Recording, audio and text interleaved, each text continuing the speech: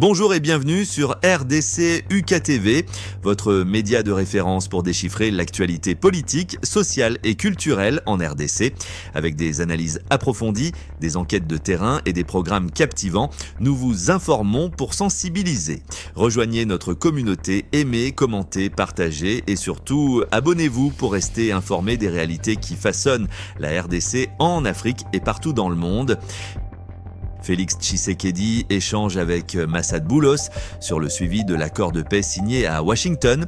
Le président Félix-Antoine Tshisekedi a échangé le dimanche 21 septembre à New York avec Massad Boulos, conseiller principal pour l'Afrique du président américain Donald Trump sur le suivi de l'accord de paix signé à Washington le 27 juin de cette année. C'est ce que rapporte ce mardi 23 septembre le compte X de la présidence de la RDC.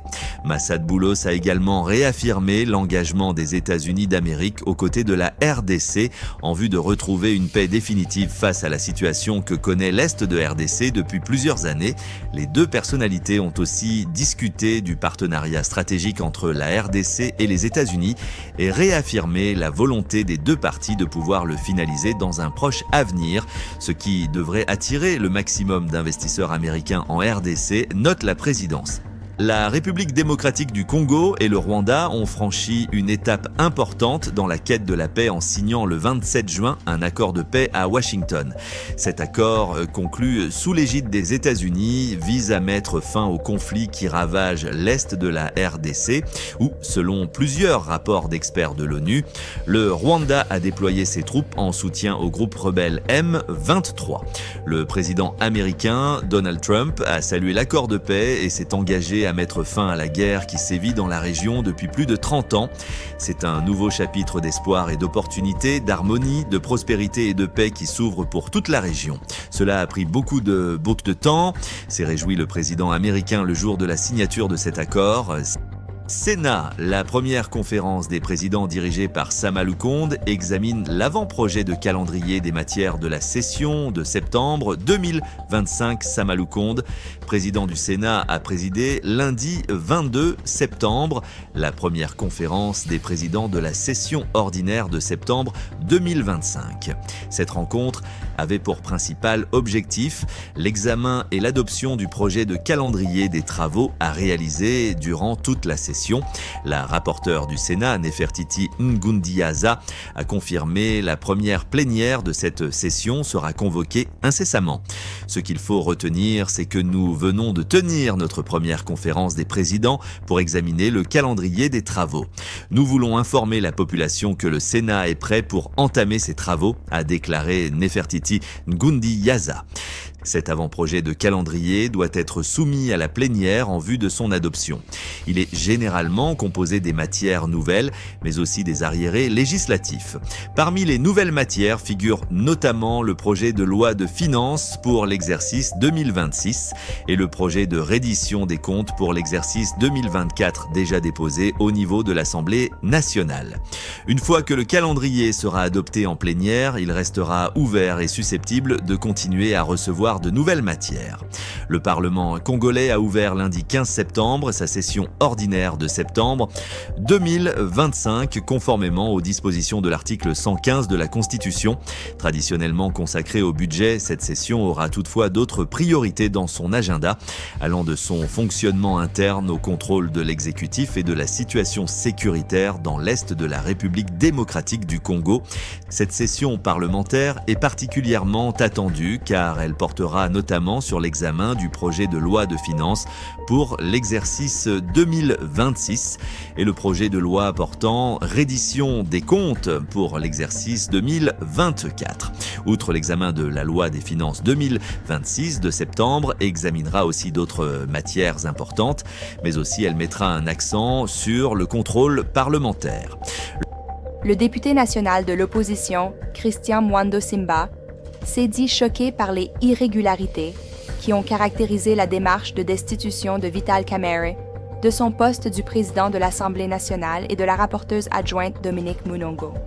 Lors de la plénière du lundi dernier, consacrée à la présentation du rapport de la Commission spéciale temporaire chargée d'examiner les pétitions, l'élu d'Ensemble pour la République a fait constater que le règlement intérieur a été violé dans ce cas sous examen, qui voudrait qu'il y ait deux parties, à savoir les pétitionnaires d'un côté et la commission de l'autre.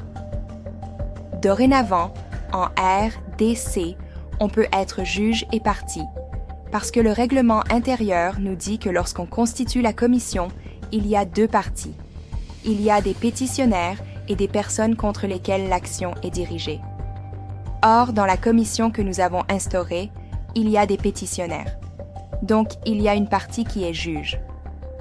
Qu'on acte cela que dans ce pays, on peut être juge et partie, a tonné l'élu de l'opposition. M. Mwando a également dénoncé le traitement des pétitions truffées des signatures des individus non députés nationaux, contenant également des signatures reprises doublement. Ce sont des principes élémentaires du droit. Le faux corrompt tout. Lorsqu'il y a un faux, le dossier doit être rejeté, a lâché le député national Mwando Simba. Les pétitionnaires, dont Crispin Mbindul comme initiateur, reprochaient l'ancien président de l'Assemblée nationale, notamment la gestion opaque des fonds parlementaires et du manque d'alignement sur les priorités du pouvoir. Parmi ses co-accusés, la questeure Dominique Munongo Inamizi a elle aussi déposé sa démission. Pour le moment, c'est le sort du rapporteur adjoint et de la questeure adjointe qui reste à savoir. Démission Vital Kamerhe, Félix Tshisekedi parle d'une cuisine interne à l'Assemblée nationale et dit le considérer toujours comme un allié en marge de son séjour à New York aux États-Unis d'Amérique où il prend part aux activités de la 80e Assemblée générale des Nations Unies. Le chef de l'État Félix Tshisekedi s'est exprimé ce lundi 22 septembre 2025 sur la démission de Vital Kamerhe de son poste de président de l'Assemblée nationale, anticipant une probable destitution avant l'examen du rapport de la commission chargée d'examiner les pétitions contre les membres du bureau. Dans sa réaction, Tshisekedi a avant tout relevé qu'il n'est pas responsable de ce qui est arrivé à son allié principal.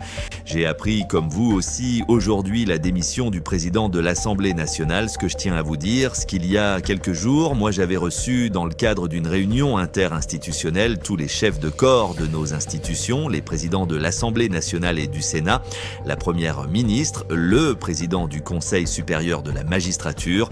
Le mot d'ordre était que la rentrée parlementaire se fasse dans la sérénité, le calme.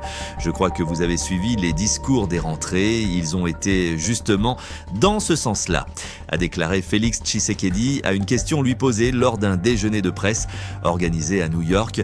En dépit de cette démission, Félix Tshisekedi affirme qu'il continue de considérer Vital Kamerhe comme son frère, mais en même temps comme allié politique. Selon Tshisekedi, ce qui se passait doit être considéré comme une cuisine interne au fonctionnement de la chambre basse du Parlement. Il y a un fonctionnement d'une cuisine interne à chaque institution et les choses s'orientent selon ce que ces institutions sont en train de faire. Moi, je suis le garant de la stabilité de ces institutions, mais ça ne me donne pas le droit d'aller s'immiscer dans ce qui se passe dans ces institutions.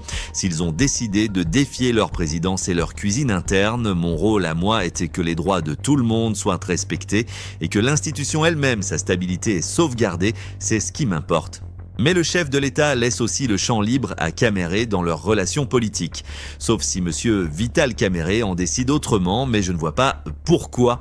Parce que je ne suis pas à la base justement de sa démission, ni de ses problèmes. Je ne vois pas pourquoi il va vouloir me tourner le dos. Je n'y suis pour rien, donc je continue à le considérer comme un allié, comme un frère, et ce n'est pas à moi de le dire à ce stade. Les pétitionnaires reprochaient à Kamerhe son manque d'alignement sur les priorités du pouvoir, notamment la gestion opaque des fonds parlementaires. Malgré ses tentatives d'apaisement, Kamerhe n'a pas réussi à rallier suffisamment de soutien. Certains observateurs y voient un règlement de comptes internes à l'Union sacrée visant à consolider le contrôle de l'UDPS sur l'institution. La démission de Kamerhe ouvre la voie à une élection rapide au poste vacant, à savoir la présidence de l'Assemblée nationale et le poste de rapporteur de l'Assemblée nationale. Merci, commentez, partagez et surtout abonnez-vous pour rester informé des réalités qui façonnent notre pays.